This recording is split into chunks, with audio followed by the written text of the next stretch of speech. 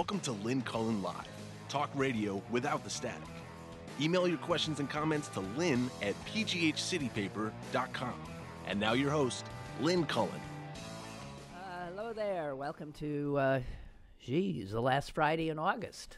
I guess is what it is.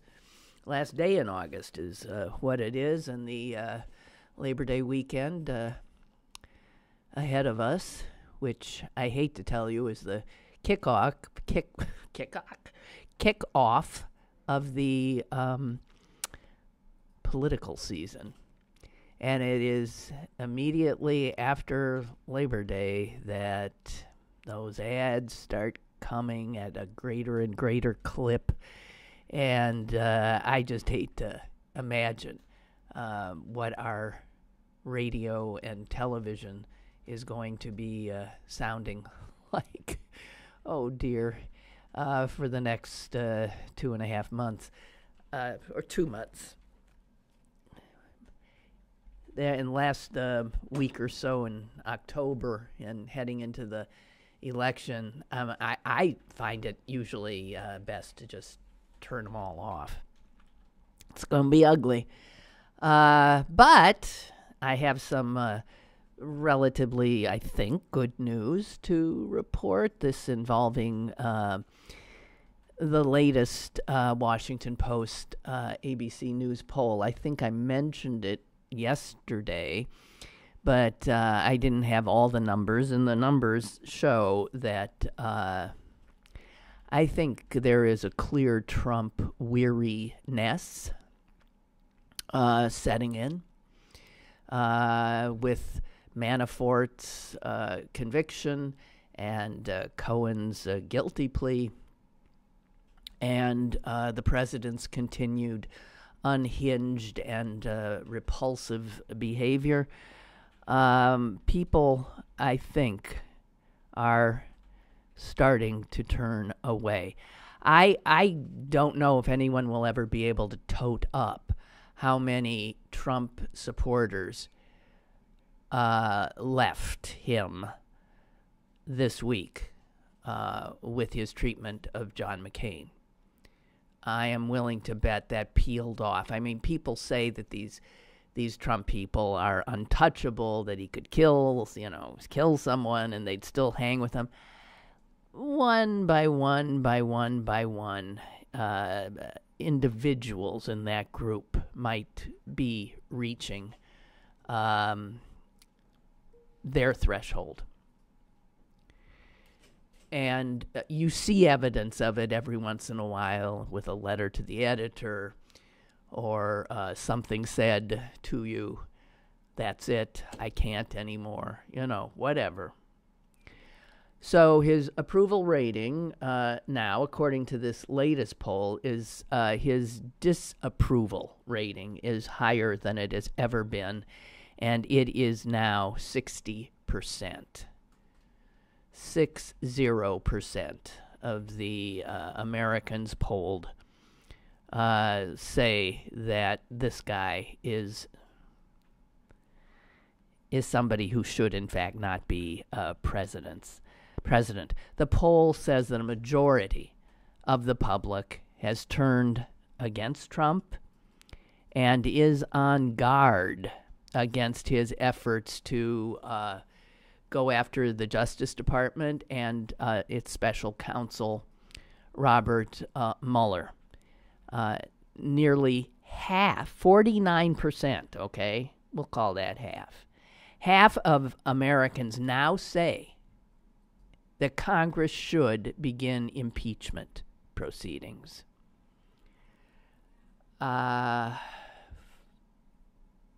That's more than don't say, by the way. 46% say no, they should not. 64% say he should not fire Sessions, which he clearly is going to do.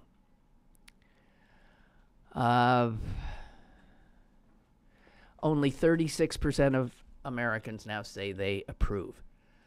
And that's down, guys. It was up as high as 46, 47% at some points. 36% approval rating now. And this poll was conducted after the conviction of Manafort and Michael Cohen's guilty plea.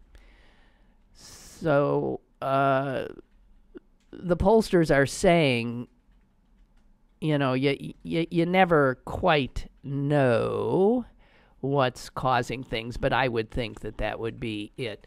His popularity breaks down totally along partisan lines, ethnicity and gender. 78% of Republicans think he's just doing great. 78%. Wow. 93% of Democrats have an opposing view. And 59% of independents say they disapprove of him.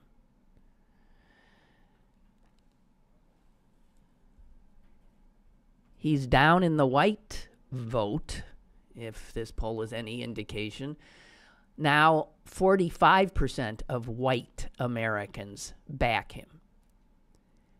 As you'll recall, he was elected with over 50%. Somehow or other, 19% of non-whites approve of him. So, I don't know. I'm hoping that this is... the Americans are supporting Mueller more than they were, and are totally behind Sessions, which is interesting to me. So we'll see. I mean, I just, okay, it just slightly makes me feel better about my fellow countrymen and women.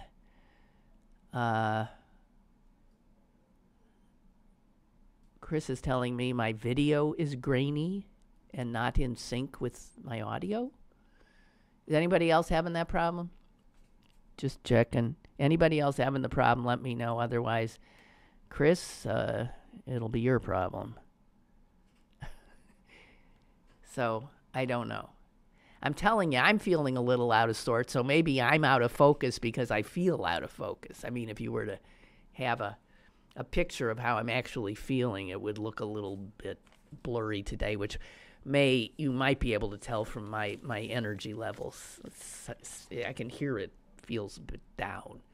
Okay, I'm plugging on, though. So, stop saying so! Excuse me.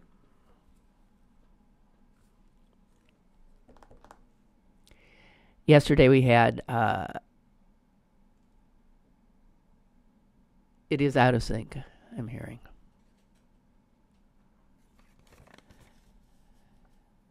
Well, that's interesting, because as I said, I am out of sync today. So, well, I've just got one other person telling me out of sync, so that's two, and Milton agrees. Not sure what's going on, although you sound fine and your image is good. There's something going on with the synchronization of the audio and the video. On YouTube, it looks like a poorly dubbed Fellini film from the 70s.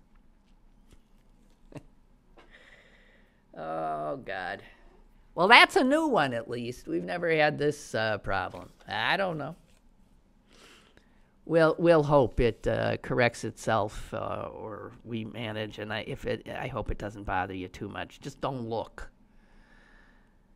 Yesterday we had a guest journalist in Puerto Rico, Hugo Marin, and he was sobering us up about the conditions there as the Atlantic hurricane season starts up. And he said, that hundreds of thousands of Puerto Ricans have abandoned the island and are here on the mainland. They're in the United States. I think the majority are in Florida and New York, although they are in other states as well. Some of those people who came here from Puerto Rico in the wake of Hurricane Maria came because they had lost their homes, they had lost everything, and they were desperate and in need of shelter, and it couldn't even be found on their island. They managed to get out. And so they were given shelter by FEMA here, stateside. So there are tens of thousands of Puerto Ricans were placed in shelters here. Some of them are still in shelters here because they cannot find any place to live, and their own homes are still gone. However, this continues the bad news for these poor people.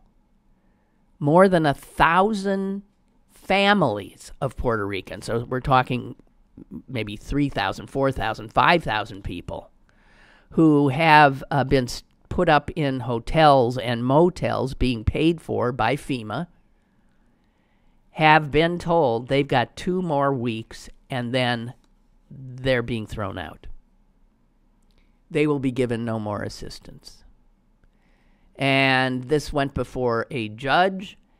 And the judge, and I don't understand why he said this, said he was legally obligated to acknowledge the government had the right to do what they were doing. And this was the judge's quote as he told these poor people they're about to be thrown out of the only shelter they have. While this is the result that I am compelled to find, the judge said, it is not necessarily the right result. He said the court can't order the government to do that which in a humanitarian world should be done. It can only order the defendants to do that which the law requires. In other words, he's saying if FEMA had a heart, if it was humane, it would continue to shelter these people. But FEMA does not have a heart, and it's tossing them out, and by law, they can. Let me interrupt to take the caller. Caller, go ahead, please. Hello? Oh, hi, Lynn. Hi. Hey, oh, wait, let me mute your... I was watching you on YouTube, and look, first of all, I got to tell you, turn up the caller's volume, because I got something to say. Turn up the caller's volume, because you've got something to say? Okay. That's right. Because whether you're in fuzzy focus or clear focus, you always look so fabulous. And I have to... comment that I see that you've broken out the white outfit before Labor Day.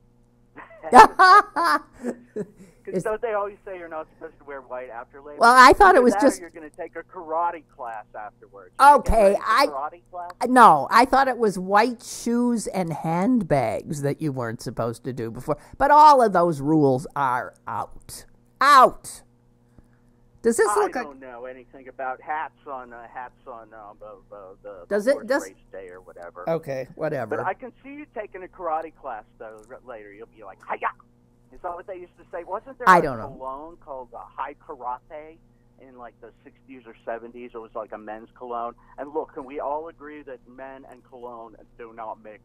Please, men, stop wearing perfume. Can we stop that? Yeah. I would agree. I frankly think women should stop wearing it too.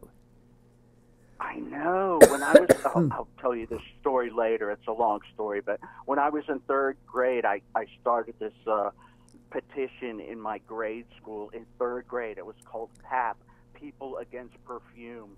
I was like, I can't stand the smell of it. But anyway, that's not the reason I called. I called about your opening things, about the poll numbers, about the Trump. Yeah.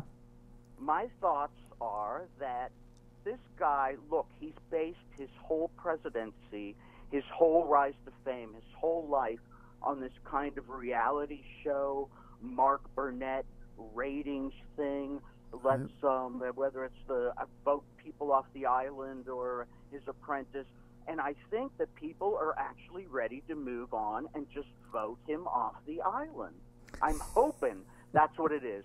The people have just been so bombarded. They're like, okay, we're ready for a new season. Maybe we need a new crazy person. Who knows? But we're sick of this guy. Let's vote him off the island. Or it's like Big Brother. They want him out of the house, huh? Want him out of the house, off the island. Yeah, We've had it. Out of the house. Get him out of the house. He can release some tapes. I'm sure he'll write a best-selling book written by somebody else. Totally is so great. He's going to, you know what? I'm hoping that's what it is. There's no doubt. This guy is going to end in jail. I want you to know that. He's not going to end up in jail. Why isn't Donald Rumsfeld in jail? Why isn't Dick Cheney in jail? Why isn't George Bush in jail? I don't know if he's going to end up in jail. No, he is. You know why? He's going to end up in jail because of the New York City authorities and state authorities. As soon as he's out of the White House, they're going to go after him as a private citizen for being the crook that he is. And he is going to go to jail. If Michael Cohen's going to jail, I can assure you Donald Trump is going to jail. I hope that you're right, but I've had so many friends that lived in New York that were persecuted by Jared Kushner and forced out of their apartments because he bought the place and just destructed the place around them until they were thrown out. And those cases have been going on since the 80s or 90s, and Jared Kushner isn't in jail. Oh, I heard the other day they fined him $200,000. He's like, yeah, here, keep the change. I mean, what the fuck? Right. If these people end up in jail, I hope you're right, and I would love nothing more than that, but I'm just hoping that we're just rid of them and they're voted off the island. I don't care what island they put them on. It'd be great if they were in jail, but I'm setting my sights a little lower. Just get rid of them. Okay, in other words, we're going to cancel this show. The American people are about to cancel this one. Yeah, move on to a new season with new characters. I'm not going to cancel the show. The show never gets canceled. The show must go on, but we have to, get new characters. We're bored. Oh, God. People are really bored. No, I think people are really this might be the breaking point for him, that people are actually just bored of him just saying the same thing over and over. And it's the same stupid line that's supposed to get applause or supposed to get a laugh. And you can see it even in his crowds at his rallies. They're even now like, oh, lock her up. Yeah, lock her up. But they're kind of losing the enthusiasm for the same lines. I think that's what's going to be his downfall. He's just overstayed his welcome, and he's doing bad in the ratings, very bad. Love the call. Thank you. Thank you. Love you, Lynn. Love you too. Bye.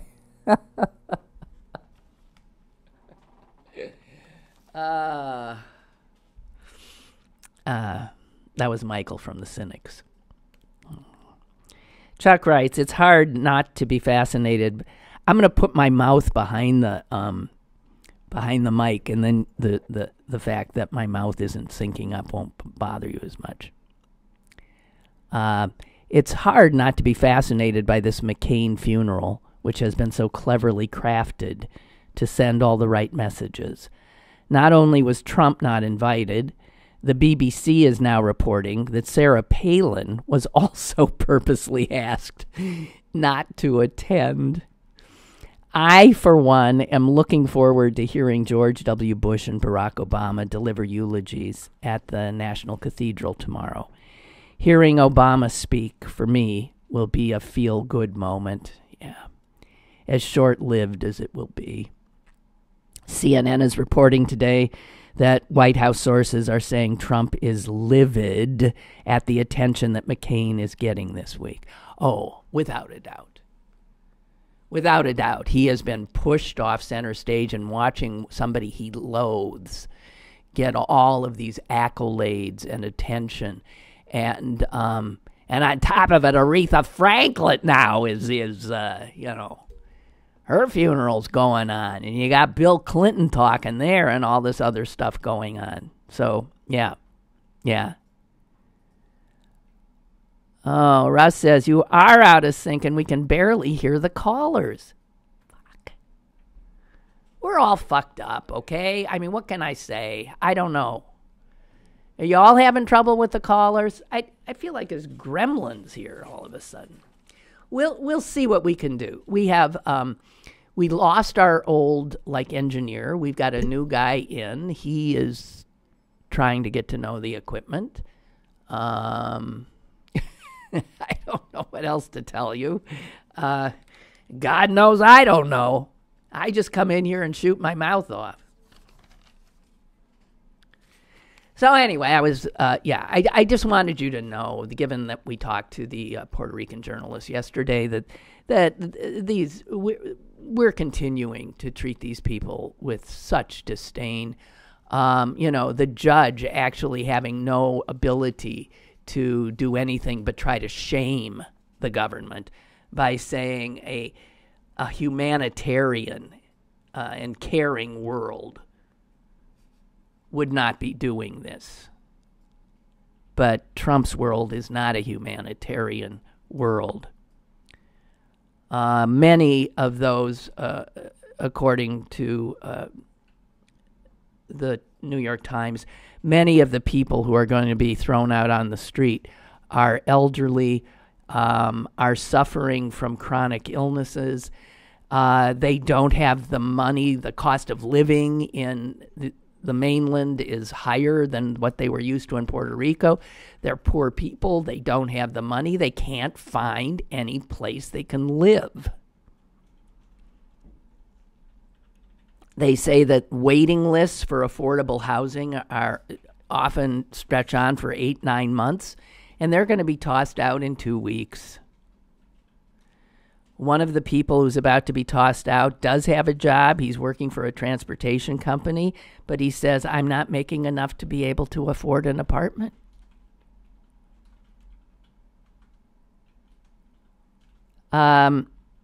Lawyers who were trying to help these people, they're with a group called Latino Justice, argued, and they argued correctly, that survivors of Hurricane Katrina, some of the Hurricane Katrina survivors were put up in hotels for 2.5 years. We're not even 1 year after Maria. We're close, but we're and FEMA under Trump won't continue to shelter them. Unbelievable.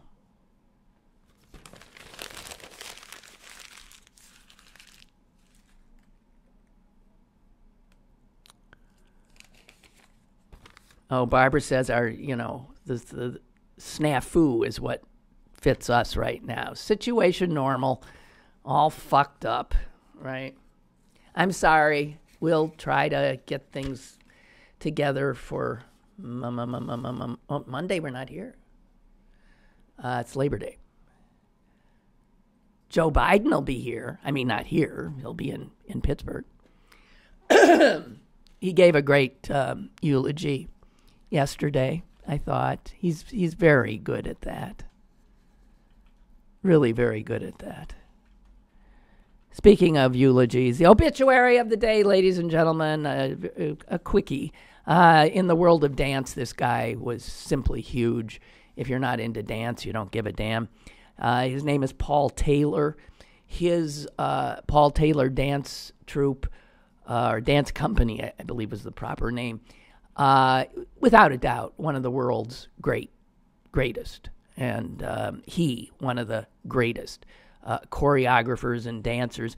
In fact, other incredibly great choreographers would ask, Paul Taylor, to come in and create roles for them.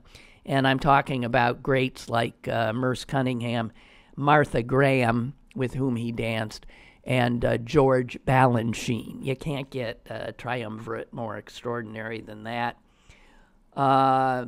Rudolf Nureyev always was willing to be a guest in anything Paul Taylor asked him to do. Twyla Tharp, the great dancer and choreographer with her own company, came out of Paul Taylor's dance. He was just huge in American Dance. And the only other thing I want to say about him is he was born in Wilkinsburg. Okay?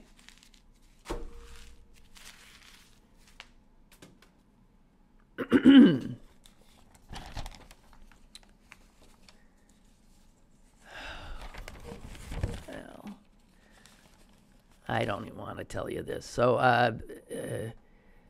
Boeing is making new airplanes for airlines, passenger planes, and guess what they're doing? They're making the bathrooms smaller. There are some people who can't even get in the bathrooms as they exist now. I mean, the bathroom in the front of the plane is usually a little bigger than one in the back, but people in the back aren't supposed to use that one in the front. And Boeing, when somebody tried to find out how small these bathrooms could possibly be, seeing as they're already incredibly small, Boeing, it says in the Wall Street Journal, declined to release any dimensions. Excuse me. This is not vocal fry. This is not vocal fry. This is me. It's my own kind. And if I didn't have to sound like this, believe me, I wouldn't. That young women want to sound like this is beyond me. Not helping at all. What is this? I gave up smoking 1,000,000 years ago. What is this?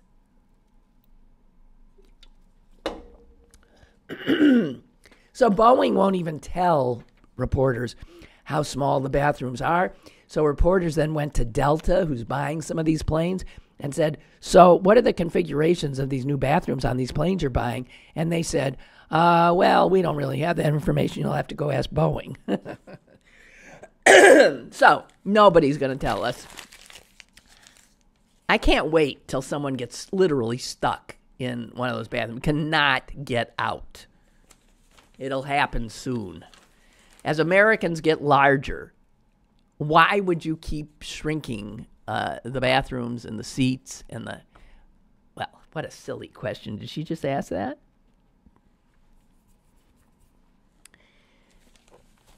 Filthy lucre. Filthy lucre. Okay. Talking about... God, I'm sorry. I'm belching. I am not... sorry. Things are not good. In general, I think maybe my lips really are out of sync. Because I'm out of sync. I think it's probably not a technical problem. It's my own problem. Okay, guys. Hang in there. You know, the theft of books from the rare book room at the Carnegie there in Oakland, and the whole thing, like where the librarian took the books and walked them across Forbes Avenue and down Craig Street right into Caliban Bookstore, where John Schulman, who owned the bookstore, would pay for those books and then find some other person into antiquarian books and sell it to them and stuff. That trial will be here in Pittsburgh. That trial is really getting international attention. It's huge because it's the most audacious, I guess, such scheme. And it's in a relatively rarefied small world. The world of, antiquarian books and booksellers and people who know of such things and spend lots of money trying to get them. And there is an Antiquarian Booksellers Association. So all these people know each other. And there's levels of trust that are built up, which is one of the ways these guys were able to pull this off. it was sort of always sort of a handshake, gentleman agreement, so that even if Schulman from Caliban Books would sell an extremely rare book that had been ripped off, stolen from the Carnegie, and someone who he's selling it to, another expert antiquarian, would say, hey, but John, there's a library mark right here. It says this belongs to the Carnegie Library. And he would be able to say, oh, no, I know. I forget the word, sort of like decommissioned it or something like that. And because it is a small little world in which everybody knows everybody, and John Schulman was believable, they would say, oh, okay. And that's how they were able to, like, literally sell books that had the Carnegie stamped on the inside. The fact that no one would actually call the Carnegie and say, are you sure you like... The New York Times did another big story about it the other day, and they talked about one book in particular. Oh, by the way, the head of Caliban Books, who's now, he's looking at some serious jail time, Schulman. I love that bookstore. What's going to happen to the bookstore? The bookstore will be gone. It's one of the neatest bookstores ever because it had all these unusual things, and I'm sure he didn't steal them all. I bought books there, lots of books there.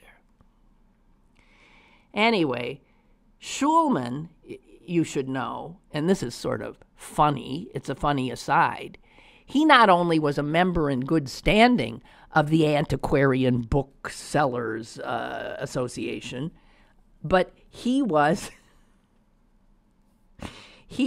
on the board of directors and had even led its ethics committee. So, I'm sorry, you don't get much more, John Schulman, the head of the ethics committee of the board of directors of the Antiquarian Society, said that this is perfectly okay, even though it says Carnegie Library. So people would buy.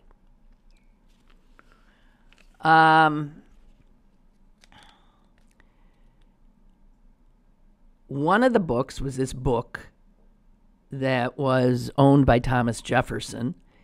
It is a French history. It's a French book that Jefferson bought when he was in France. He was, if you'll recall, ambassador to France. And you'll recall he brought Sally Hemings with him. And this was before he became president. And Jefferson was there, and he bought the 1787 French first edition. Now, 1787 in France is a hell of a historical year. I think you got Revolution stuff happening then. And you've got a first edition of a 1787 book that was about France and the United States. It was called, and I can't say, De la France et des États-Unis. So that was the name of the book. And Jefferson had written his name inside. So it was his book. That book is a rare book. That book is a valuable book. And it's one of the books that this Greg Priori, who was the librarian at the Carnegie, stuck into his pocket and walked out onto Forbes, across Forbes, down Craig, and right in the front door of Caliban Books. And John Schulman gave him $1,000 for that book. Now, I got to tell you right now, this says something about the librarian, Priori. If you're going to rip off rare books and accept $1,000, then you're not only a crook, you're an idiot crook. Because John Schulman turned around and sold that, and I'm surprised he didn't get more. He sold the book he paid $1,000 for $5,000, which is, I guess, is a nice markup.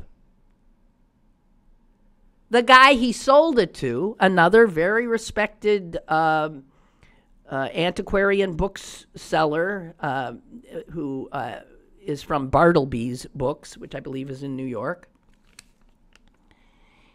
He buys it for $5,000, and then he turns around and sells it for $36,000 to another bookstore. And all of these sales, you see how it continues to, go up.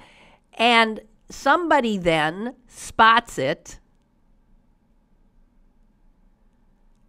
online, and the asking price, $95,000.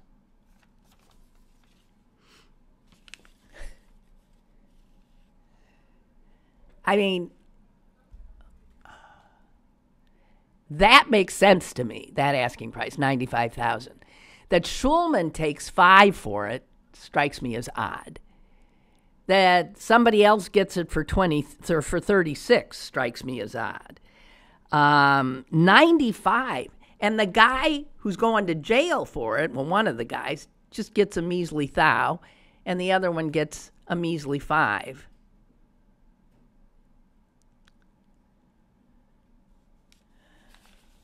So, anyway, everybody's freaking out. Prominent bookshops from New York to London bought some of the stolen books. And it says here it's really a who's who of people in the rare book industry who have passed these books around. Amazing. Small-time crooks. Little Tony says, I hope they both get what's coming to them. This crime pissed me off big time. They stole those rare things from all of us. Maybe the bookseller's wife should be on trial as well. She didn't know a thing? I don't know.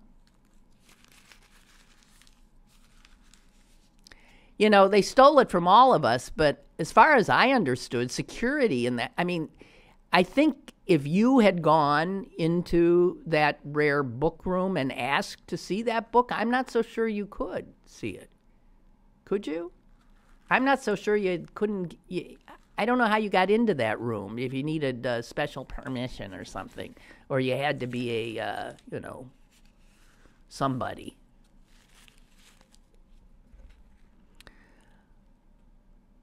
Okay, I got a little stuff here that I thought was nice and easy, and I'm going to try. Wait, got another email here. Tim, why does no one point out vocal fry with Henry Kissinger? That's not even vocal fry. That's a whole other animal. I don't know.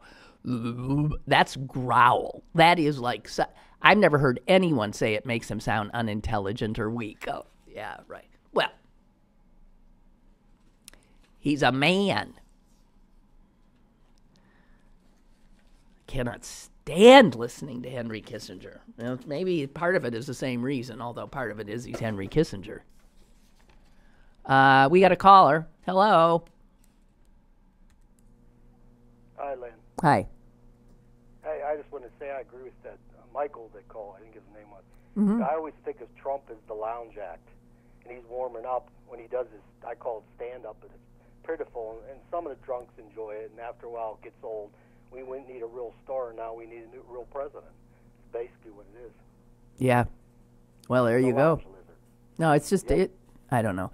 In some ways, it is what America has come to, that we have become a totally commercialized, celebrity-driven culture. We're all about entertainment. All of that sort of comes together, in this presidency.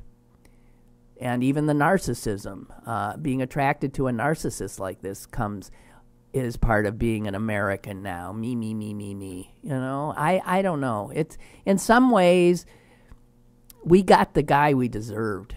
That is a perfect reflection of this horrible picture of what we are becoming or have become, but maybe still can self-correct. I hope. And this thing with McCain, at first I thought it was over the top a little bit, but now that I know Trump's getting pissed off, I'm enjoying it. The guy that he didn't like is getting all the attention. I love it. That's right. So I agree with you. Right. Thank you. Okay. All right. Bye. So speaking of McCain, he died. Well, you probably heard this. I mean, this is sort of weird little confluence of events. John McCain died on August 25th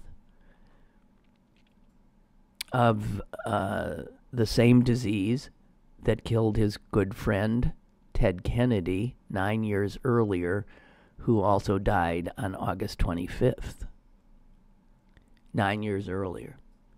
They both die of the same disease on the same day. It's not unlike a more famous couple that we know of in our political history, Thomas Jefferson and John Adams, the only two signers of the Declaration of Independence who became presidents. Thomas Jefferson and John Adams both died on July 4th. It is weird the day they signed that document. They died on July 4th, 1826.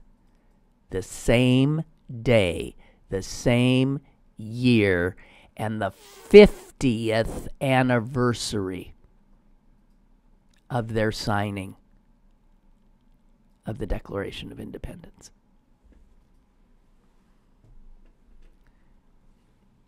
Now, what are the odds? Seriously.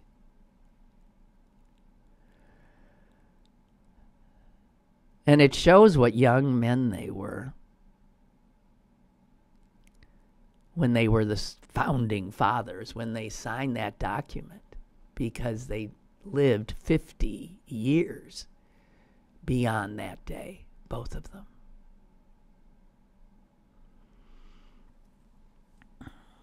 And speaking of confluence of death days, birthdays, I got a few more for you.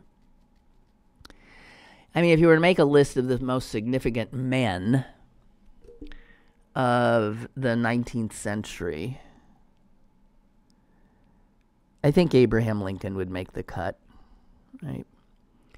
And Charles Darwin would make the cut. And they, too, were both born on the same day in the same year. On February 12th, 1809, with an ocean between them, both those little boys came into the world.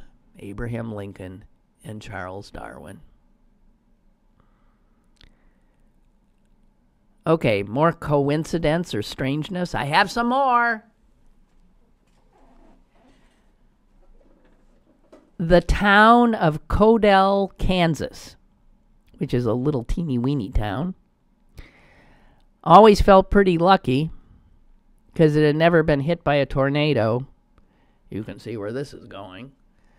Well, that luck ran out on May 20th, 1916, when Codell got hit by a tornado. And then, wouldn't you know, May 20th, the very next year, it got hit again. So the next May 20th, that would be then 1918, the people of Codell sort of thought, maybe we better get the hell out of here. Something's weird about this date. But they said, oh, don't be silly. It's all coincidence. And yes, a third tornado on the same date, May 20th, 1916, May 20th, 1917, May 20th, 1918. I'm willing to bet that on May 20th, 1919, the people did get out of town. And, of course, no tornado hit. It hasn't been hit since. Okay, here's a really weird and disgusting, creepy, horrible one. But hang on, it's weird. Creepy, I said. Well, so Edgar Allan Poe is part of this one. Edgar Allan Poe actually wrote a novel. He was more a short story guy. His only novel was, and I never even heard of this, The Narrative of Arthur Gordon Pym of Nantucket. Not a great name, but that's the title of the only Edgar Allan Poe book. And that was published in 1838. And in the novel, there's a shipwreck. And there are survivors of the wreck, and they are all starving. And they decide the only chance they have is if they draw lots and the loser gets killed and eaten by the others. So in the novel, the man who lost the bet was named Richard Parker. Now, cut ahead about 40 years, 50 years, 1884. A British yacht, the Mignonette, was lost in the South Atlantic. This is a true story. The survivors there, too, decided their only chance was to draw lots, and one of them was going to die so they could sustain with their flesh the others. And the man they killed was named Richard Parker, the same name as the guy in Poe's novel who lost the bet.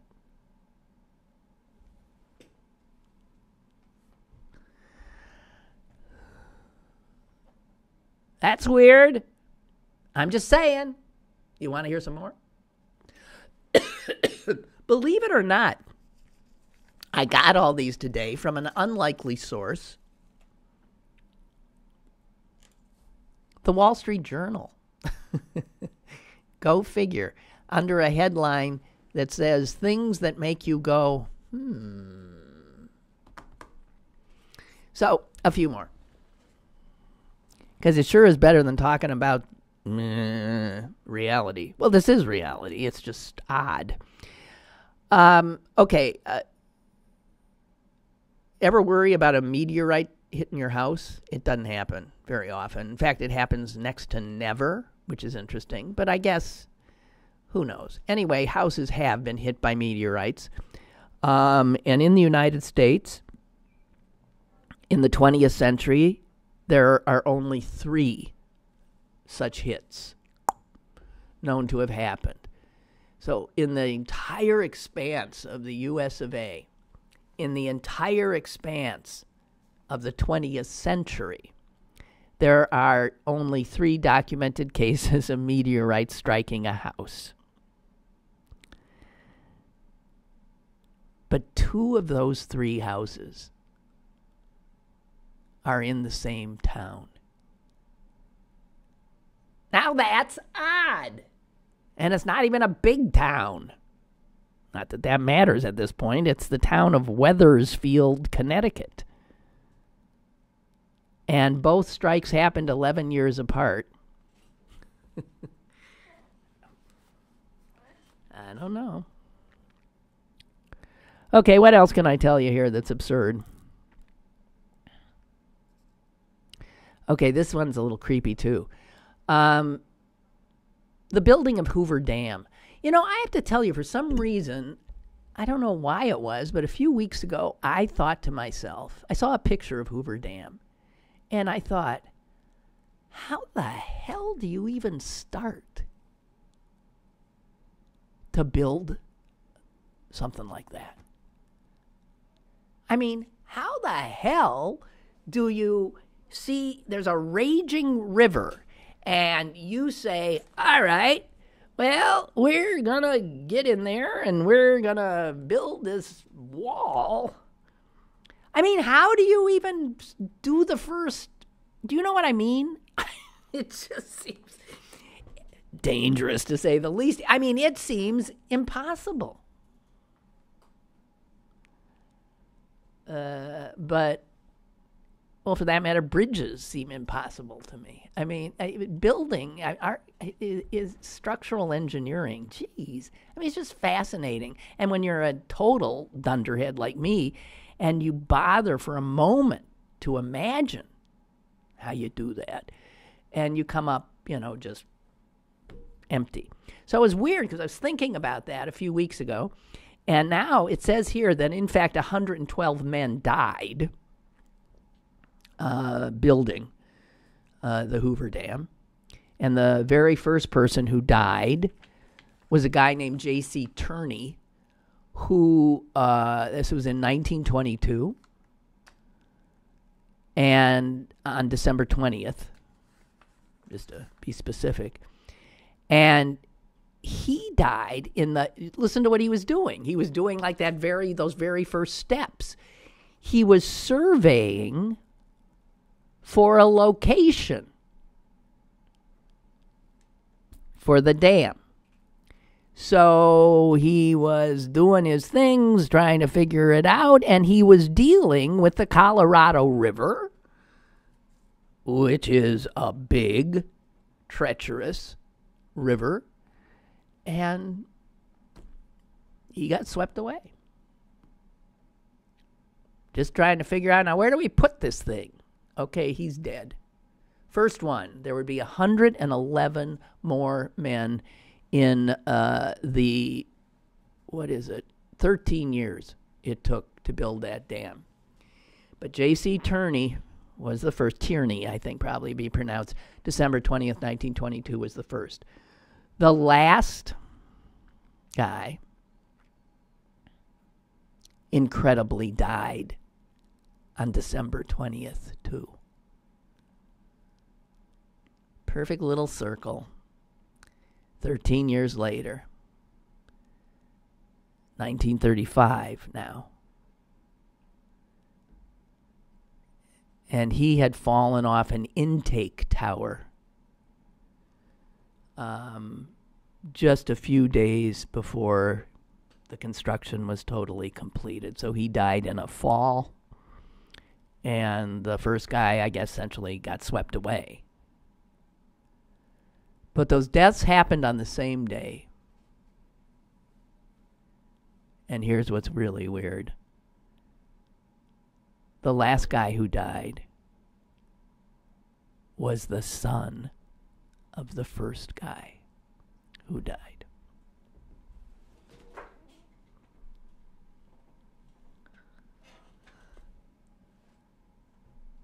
Isn't that weird?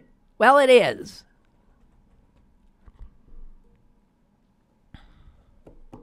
And there's too long a story to go into the fact that there is a woman and a man, both of whom survived the Titanic and then survived the sinking of her two sister ships. I didn't know she had them, but it was the HMS Hawk and the HMS Olympic, or the Britannic. I don't know what I'm seeing here. And they were on, these two ended up on all those ships that went down and lived every time. On board all three ships at the times of their misfortunes were Violet Jessup, a nurse, and Arthur John Priest, a stoker. Jeez. Okay, and I only have one more for you. This has to do with the start of World War I. And as we know, we all learned this in school, it was because somebody killed that Archduke, right? So you have Archduke Franz Ferdinand, who was heir to the Austrian throne, and he was assassinated while driving in his car, and that all set off World War I eventually. That car had a license plate number. This is the kind of thing people do when they play the lottery, right? The car had a license plate number. The number was 11118. The war, World War I, ended 4 years later when the armistice came into effect on 11/11/18. 11118.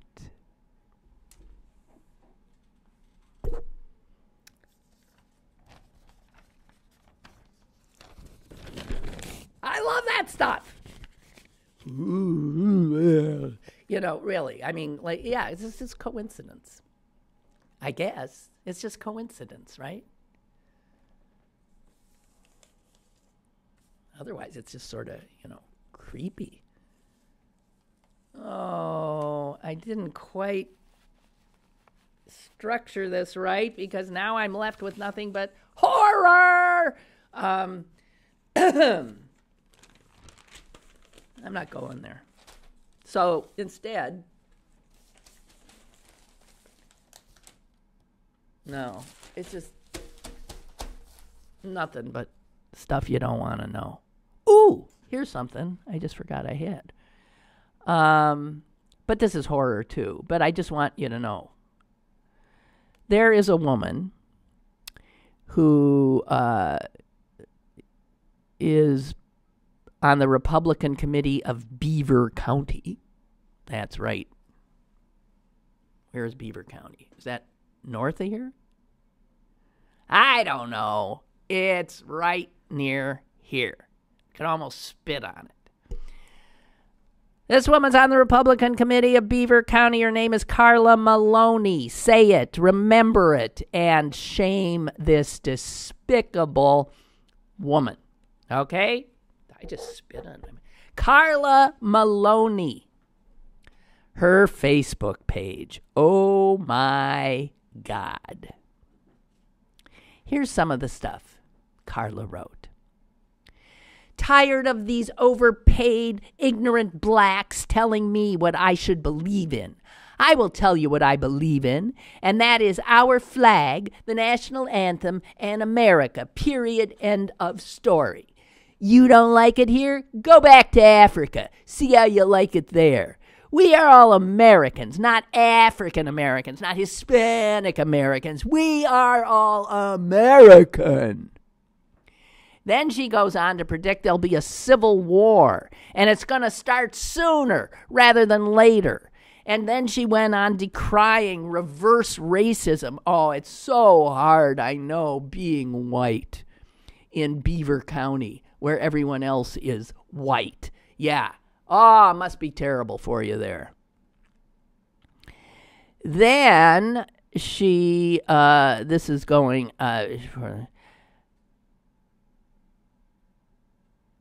if you want, oh my God, if you want respect, she's still on the players. If you want respect, you need to earn it. And so far you haven't. Stop watching or going to a game and paying for overpriced food, water, and tickets. Let's see how the baboons get paid when white people stop paying their salaries. It's just another nice Republican person on the Republican committee of Beaver County. There they are. Now, the people on the Beaver County, now the chairman of it, has now told a newspaper, well, she said those things before she was on. Those comments do not reflect the opinions of the Republican Party as a whole. Yeah, maybe you could peel off 2 or 3 that it doesn't. But yeah, mostly, yes, it does. So anyway, just wanted you to know about her. An avid Trump supporter. Wow. There she is. Just remember her. She's revolting, repulsive, disgusting, despicable excuse for a human being and an American. Carla Maloney wouldn't know, a patriot, if I was going to say something disgusting, and I won't. I just wanted you to know about her, okay? And that's the last thing I'm talking about today. Despicable racist. One of gazillions, apparently, making up the party formerly known as the Grand Old Party, and now what's known as the American Nazi Party. Pretty much. Okay, that's it for me. That's it for me. I want you guys to have a really nice Labor Day weekend. And I hope you don't do a lot of labor on it. And I'll see you on Tuesday. I'll look forward to it. Bye.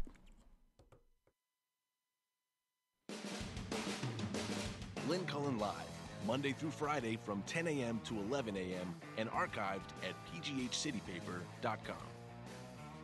The opinions expressed on Lynn Cullen Live are those of the host and do not necessarily reflect the viewpoints of Pittsburgh City Paper or its advertisers.